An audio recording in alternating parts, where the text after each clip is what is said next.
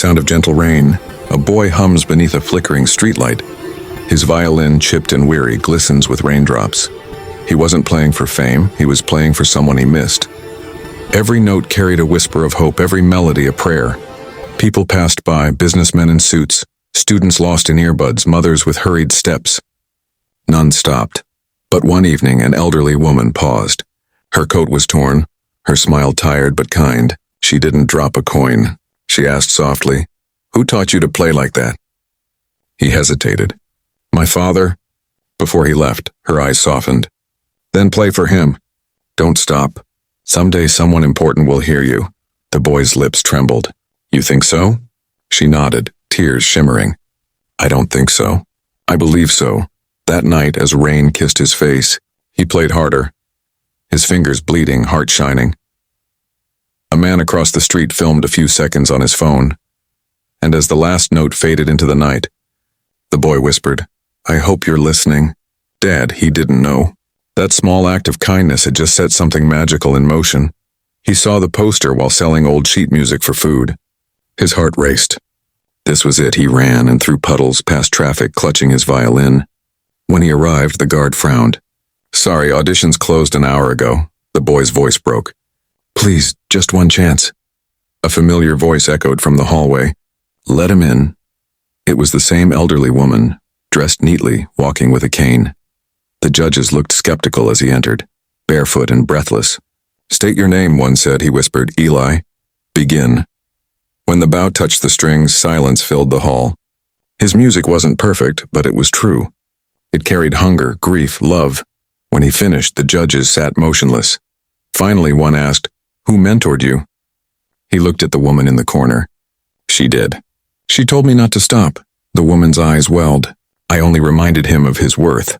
Moments later, the lead judge stood and said softly, "Talent like this doesn't wait for perfect timing."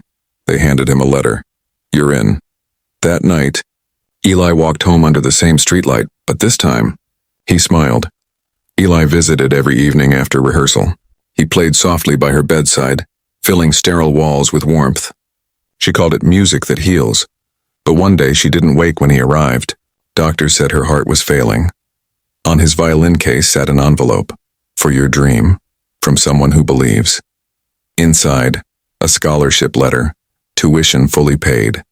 Sponsor's name, Lorraine Anders. Tears blurred the ink. He ran to her room, but her bed was empty. A nurse handed him a sealed letter. "She said to give you this after she was gone." He opened it with trembling hands. "You reminded me what hope feels like. Play for those who can't find their voice. That's how you'll honor me." He sank to the floor, clutching the letter. Then slowly he raised his violin and began to play. Notes drifted through the ward, soft, sorrowful, yet full of love. Patients turned their heads. Nurses stopped. A few cried quietly. That night, under flickering lights, Eli's music wasn't a performance, it was a promise. And somewhere beyond the walls. Maybe she was listening. Years had passed.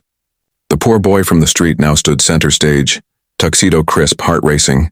He lifted his violin, the same one, still scarred, still faithful.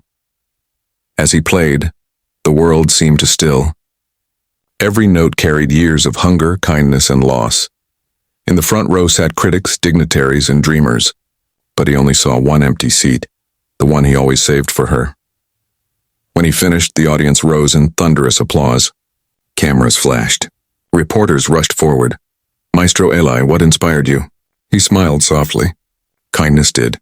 A stranger once believed in me when no one else would." Backstage, he opened his violin case. Inside, taped to the lid, was the faded letter Ms. Lorraine had written. He touched it gently. "I made it, ma'am," he whispered. "You were right. Someone important did stop." A faint breeze passed through the dressing room. The lights flickered once. He smiled. "I know you're here." And that night, the melody he played wasn't for fame, it was for her. Years later, Eli passed by that street after a charity concert. He froze. The sound of a violin echoed through the rain. The boy's melody was raw, uncertain, but beautiful. Eli approached quietly. "Who taught you to play?" The boy looked up shyly. "My mom. She said music can heal hearts." Eli smiled through tears. "She's right. Never stop." He reached into his coat and handed the boy a card. Youth Music Academy. Come tomorrow. The boy's eyes widened. Are you? Maestro Eli? Eli chuckled softly. Once I was just someone who played in the rain too.